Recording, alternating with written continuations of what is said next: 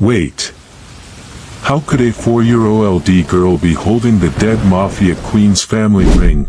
The moment the little girl quietly placed the ancient ring into Italy's most feared mafia boss's hand, every armed guard inside the mansion reached for their guns, because that ring was believed to have burned to ashes 5 years ago, alongside Don Raffaele Diego's pregnant wife.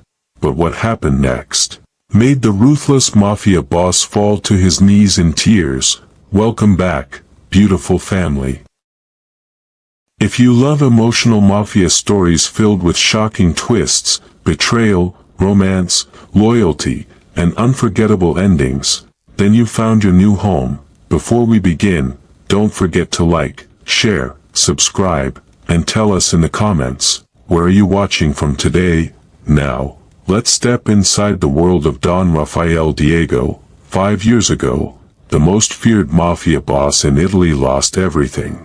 His magnificent mansion was consumed by flames, his beloved wife Isabella, pregnant with their unborn son, never made it out alive. Everyone called it a tragic accident. Raffaele called it murder. Since that night, his mansion has known no laughter, no music, no joy, only silence. Meanwhile, 28-year-old Rebecca Vittoria flees another brutal night after her drunken ex-husband Marco beats her and throws her and little Matilde into the cold rain. With nowhere else to go, she accepts a housekeeping job inside Diego Mansion. But children are forbidden, so she secretly brings her clever 4-year-old daughter, never imagining that the child she's hiding is about to uncover the darkest secret in the entire mafia empire. Rebecca Vittoria worked from sunrise until long after sunset, scrubbing marble floors, polishing priceless antiques, and making sure every corner of Diego Mansion looked flawless, because if Don Raffaele Diego noticed even the smallest mistake, someone would pay for it. Every morning, before the other servants arrived, Rebecca quietly hid 4-year-old Matilde inside the servants' quarters with crayons, picture books, and a promise not to wander. But Matilde wasn't like other children. Instead of playing, she watched. She noticed security cameras tucked into every corner, doors that were always locked, old portraits with strange eyes, and hidden hallways servants pretended not to see. The staff quickly fell in love with the sweet little girl, especially the elderly butler, Giovanni, who smiled whenever Matilde solved little puzzles that left grown adults speechless. He quietly told Rebecca, "That child sees things the rest of us don't." Meanwhile, Don Raffaele never spared Rebecca more than a passing glance. To him, she was simply another employee doing her job, nothing more. But every evening, Matilde secretly peeked from behind a tall hallway pillar, watching the lonely mafia boss eat dinner alone at a table built for 20, surrounded by silence instead of family. One night, she softly tugged Rebecca's sleeve and whispered, "Mommy, that man isn't scary. He's sad." Rebecca quickly pulled her away, never knowing those innocent words would soon change all their lives. Then, one quiet afternoon, Matilde was gone. Rebecca's heart nearly stopped. She searched the servants' quarters, the kitchens, the gardens, calling Matilda's name until her voice trembled. "Matilde, Matilde." The servants abandoned their duties to help. Even the guards joined the search. Meanwhile, little Matilde wandered through a forgotten hallway no servant dared enter. She stopped before a large portrait of Isabella Diego. The beautiful mafia queen smiled gently from the painting. Matilde noticed strange scratches around the golden frame. Curious, she pushed it aside. A hidden compartment quietly opened. Inside rested a dusty velvet box. She lifted the lid. An ancient family ring shimmered beneath the dim light. Beside it lay several half-burned diary pages with smoke-blackened edges.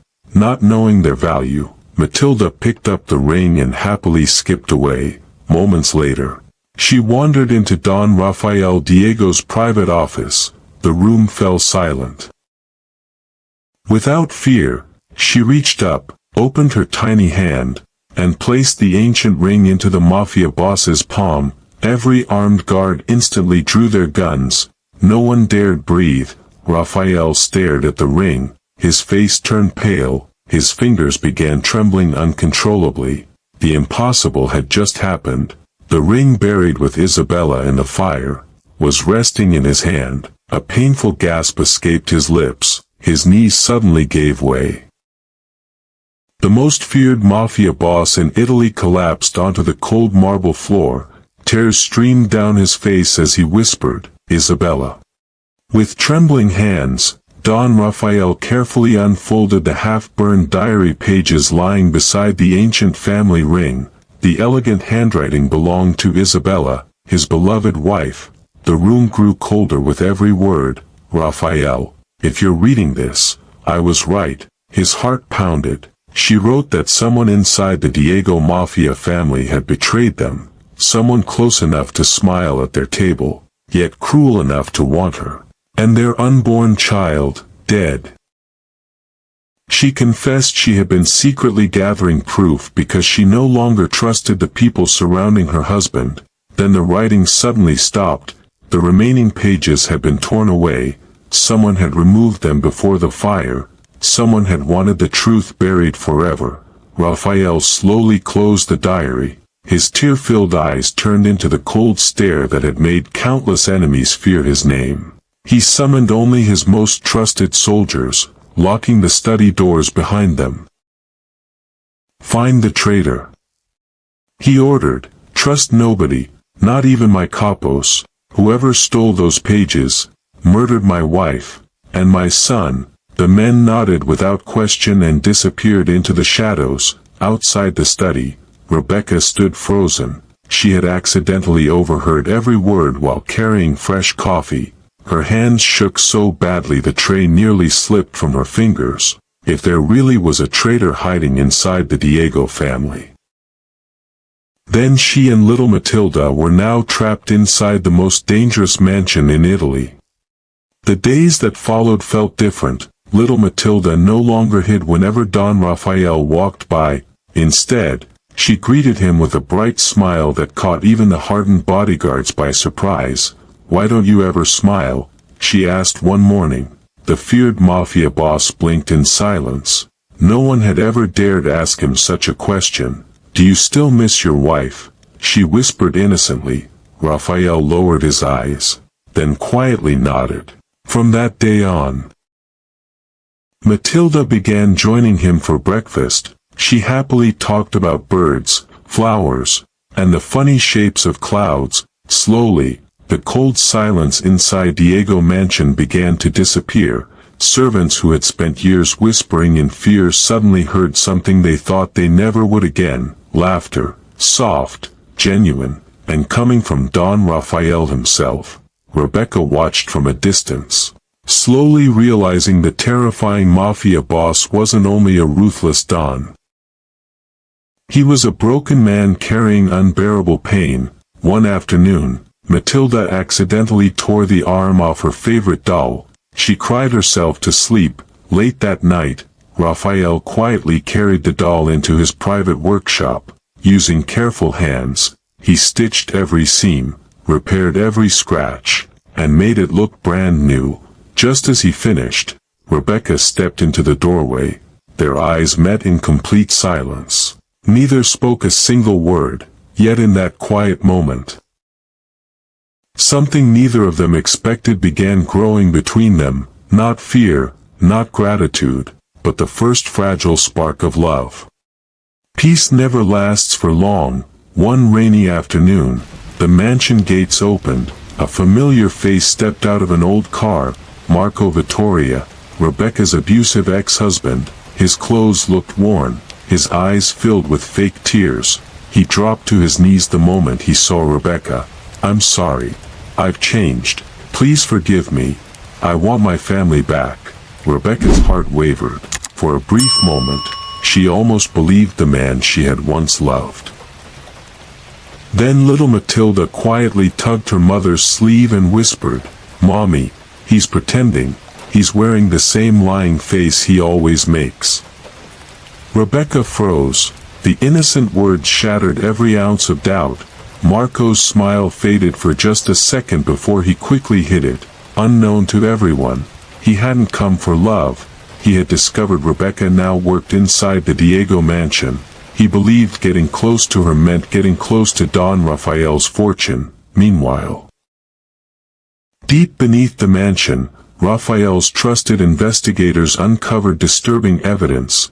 Large sums of money, secret phone records, and coded messages proved someone inside the Diego Mafia family had been feeding confidential information to a powerful rival organization for years. Every clue pointed towards someone sitting at Raffaele's own table, someone he had trusted with his life. As Marco secretly made a phone call outside the mansion walls, a mysterious voice answered. "Is she inside?" Marco smirked. "Yes, and the little girl is too." The trap had already been set. Late that night, Don Raffaele's most trusted investigator rushed into the private study carrying a sealed envelope. "Boss, we found them." Inside were the missing diary pages, hidden for 5 years by the very man Isabella feared. With trembling hands, Raffaele began reading. "If anything happens to me, never believe it was an accident. Someone you call brother has already sold our family." His breathing grew heavier. "Vittorio Romano, your most trusted capo.